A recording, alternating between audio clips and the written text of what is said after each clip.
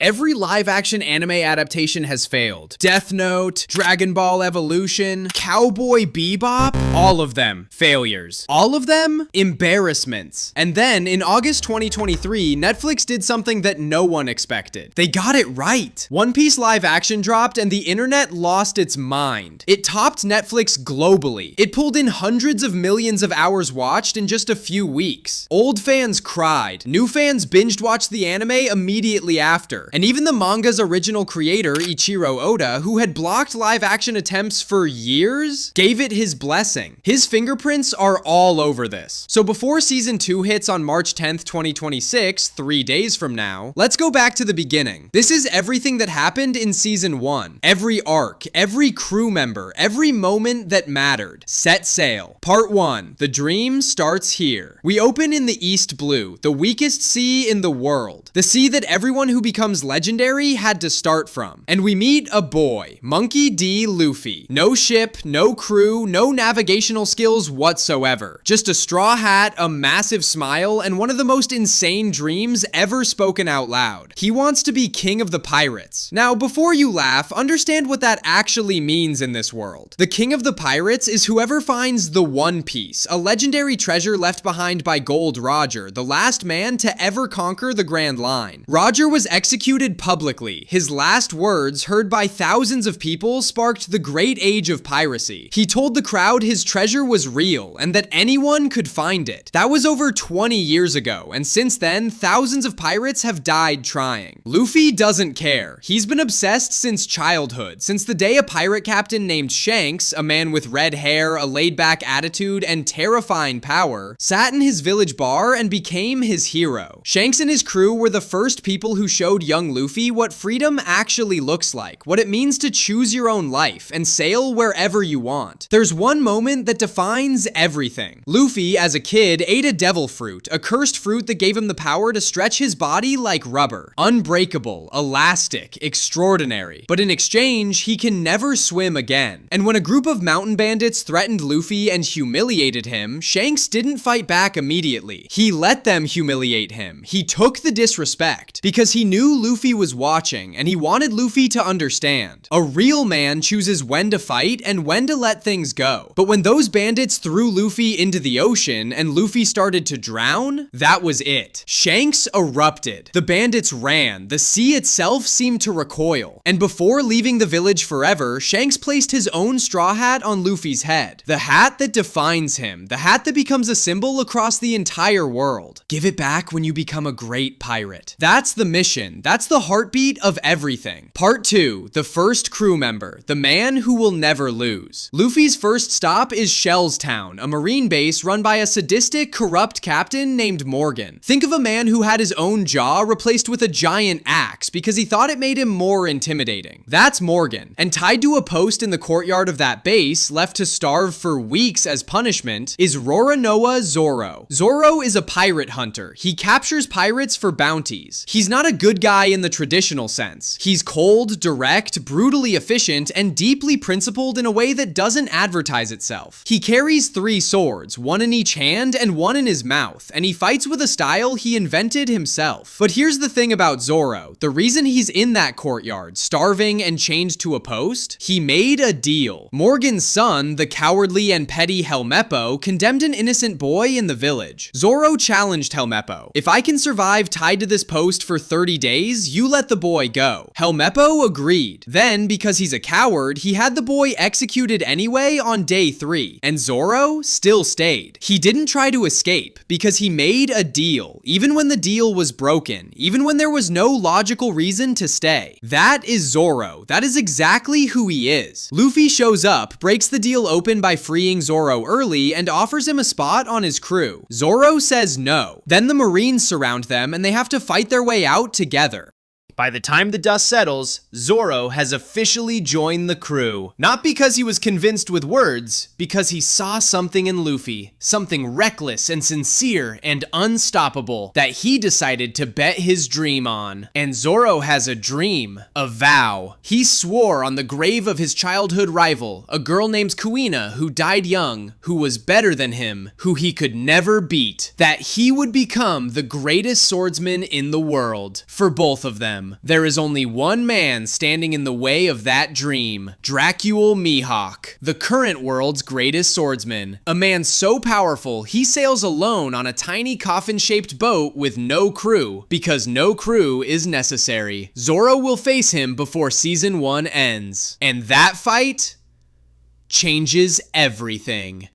Part 3. Nami and the thing she carries. The next stop brings us to Orangetown, a village that's been completely taken over by Buggy the Clown. Buggy is terrifying and ridiculous at the same time, which is kind of the point. He's a former crewmate of Shanks back when they both sailed under Gold Roger. He's consumed a devil fruit that allows him to separate his body into pieces. Cut him, slash him, shoot him. His pieces just float and reconnect. You can't hurt him, you can't kill him. But what Buggy is actually doing in Orangetown is burning it down, house by house, for fun. And that's where Luffy and Zoro encounter Nami. Nami is not a fighter. She's a navigator, the best navigator Luffy has ever seen, which granted isn't hard since Luffy has no navigator. She can read the skies, predict weather, chart courses through seas that would kill anyone else. She's brilliant. She's also a thief. She robs pirates specifically, and she hates pirates. But there's a reason. There's always a reason with Nami. Her village, Kokoyasi Village, is controlled by Arlong, a fishman pirate with the strength of 10 men, a crew of fishmen loyal only to him, and a deep, burning contempt for humans that manifests as total domination. He marched into Nami's village years ago and made a deal with them. Pay him 100 million berries and the village goes free. It sounds impossible. It's meant to sound impossible. But Nami has been working toward that number for years. Stealing, saving, building a map library for Arlong in exchange for being kept alive. She made a deal with a monster, and she's been feeding that monster, trying to buy back the people she loves. Her sister Nojiko knows. No one else is supposed to. So when Luffy, Zoro, and Nami survive Buggy together, and Luffy invites her to join his crew as navigator, she says yes. Temporarily, strategically, not because she trusts him,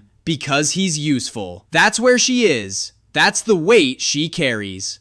Part 4. Usopp and the Village of Lies. Syrup Village. Quiet. Green. Seemingly peaceful. And then there's Usopp. Usopp is the town liar. He runs through the streets every morning screaming that pirates are attacking just to get a reaction. No one believes him. Everyone rolls their eyes. He's a joke to most of the village. But here's the truth underneath the lies. Usopp's father, Yasopp, left to become a pirate when Usopp was very young. Usopp has been making up stories his whole life. Not just to entertain people, but because imagination is the only thing that kept him connected to a father he never really knew, and a life he was told wasn't possible. He visits a girl named Kaya regularly. She's wealthy, sickly, kind, and the only person who genuinely listens to his stories. He tells her wild tales. She believes them, or pretends to, and it's the most real thing in his life. But Kaya's butler, a man named Klahadore, is not who he says he is. He's actually Kuro, Captain Kuro of the Black Cat Pirates. A feared pirate who faked his own death 3 years ago to escape the Marines, took a new identity, and has been waiting patiently ever since. His plan? Have Kaya die, inherit her fortune, and disappear again. Usopp figures it out first. Nobody believes him, because of course they don't. He's the boy who cried pirates. But when Kuro's crew starts landing on the beach, Usopp is already there. He fights. He gets destroyed. He gets back up. He gets destroyed again. He keeps going. He's terrified. He will admit this freely. He is absolutely terrified, and he still doesn't stop. That is the core of Usopp. Not courage in the absence of fear, courage in spite of it, every single time. Luffy, Zoro, and Nami help fight off the Black Cat pirates. And at the end, Kaya gives the crew a ship, the Going Merry, a small, unassuming caravel with a sheep's head carved on the front. It becomes one of the most beloved ships in fictional history. Usopp joins the crew, the sniper, the storyteller, the brave coward. Part 5. Sanji and the Restaurant on the Sea.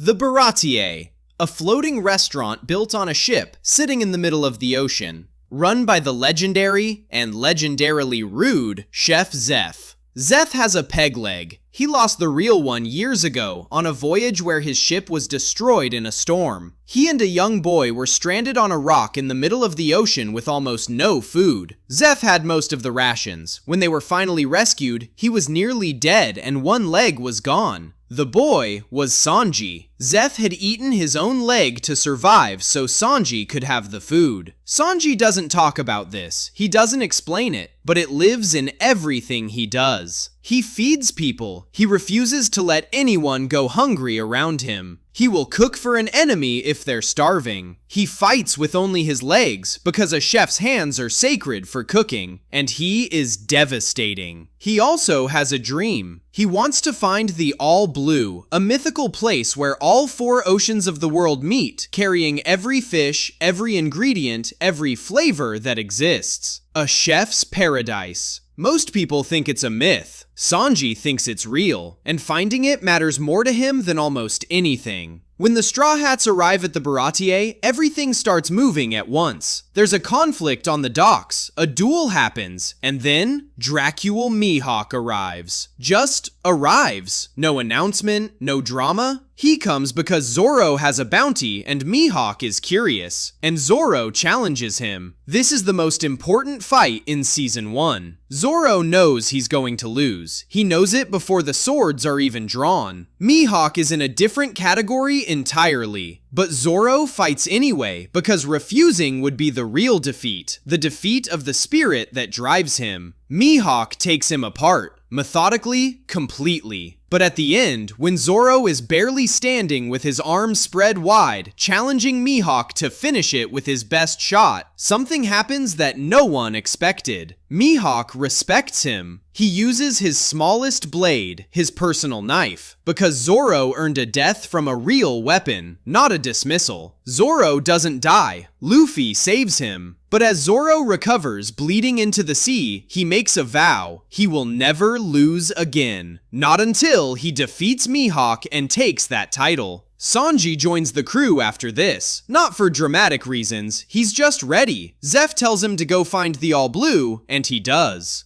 Part 6. Arlong Park and the moment that breaks you open. Everything was building to this. The crew arrives near Kokoyashi village, and Nami betrays them. She leads Arlong's crew to them, delivers the ship, leaves. No explanation, just gone. Luffy, Zoro, Sanji, and Usopp are captured, thrown in a tank, left to drown. And here is where you find out who these people are. Because Zoro, still wounded from Mihawk, barely able to move, breaks out anyway. And when a fishman soldier holds Luffy underwater while Luffy struggles and screams, something shifts in the energy of the whole season. They escape, barely, and then Luffy goes to find Nami. He doesn't go angry, he doesn't go to lecture her or punish her or demand an explanation. He just goes to her because he can feel that something is very wrong. He finds her outside her village, stabbing the tattoo Arlong burned into her arm, trying to dig it out of her skin. She looks up at Luffy and says, "Help me." And Luffy puts his straw hat on her head. That's it. That's the whole scene. He doesn't make a speech. He doesn't explain the plan. He puts his hat on her head, the most sacred thing he owns, the symbol of his entire dream. And then he turns around and walks toward Arlong Park. He's going to destroy it. And he does. The battle at Arlong Park is Season 1's peak. Every crew member fights. Usopp takes on a fishman despite having no superhuman power whatsoever. Sanji and Zoro dismantle the heavy hitters. And Luffy goes straight for Arlong himself. Arlong is powerful, he's fast, he fights in and out of the water, and he has a specific cruelty that's personal. He trapped Nami, he used her genius, he took her work and turned it into a cage. And he's contemptuous of her the entire time, believing he was doing her a favor. Luffy doesn't care about any of that. He hits him, and hits him, and hits him. And when the dust settles, Arlong Park is rubble, Arlong is defeated, and the Marines arrive not to punish Luffy, but because of a signal that was sent. A signal that means the village is finally free. Garp, Luffy's grandfather, a Marine Vice Admiral who has been chasing Luffy all season as a kind of test, watching him from a distance, watches the whole thing, quietly, with something that looks almost like pride. Part 7. The Crew, the Ship, and What It All Means. After Arlong Park, there's a quiet moment. The crew sits together on the Going Merry. 5 people who were all broken in different ways when the season started. 5 people who found each other and somehow became something more than the sum of their parts. Luffy, Zoro, Nami, Usopp, Sanji, the Straw Hat Pirates. They eat together, they celebrate, and then Luffy says it. Calm, certain, like it's already true.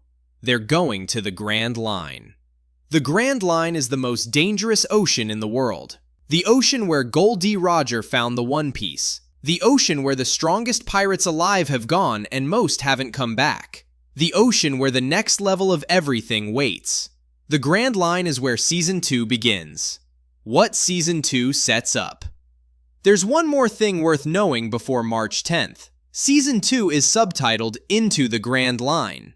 The crew enters through the Logtown arc, the town where Gold Roger was born and executed, and from there they push forward into the Alabasta saga. New enemies, new allies. A massive desert kingdom called Alabasta is in crisis, controlled from the shadows by a man named Crocodile, one of the most dangerous pirates alive and a member of a secret criminal organization called Baroque Works.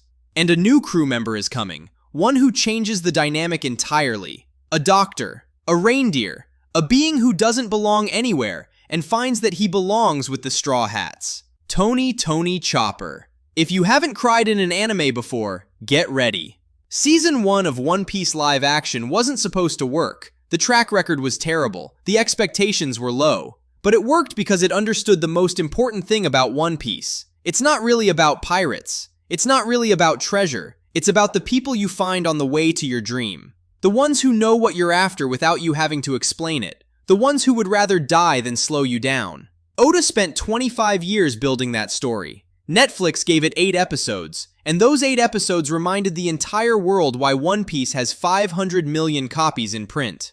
Season 2 drops March 10th, 2026. 3 days. Set sail.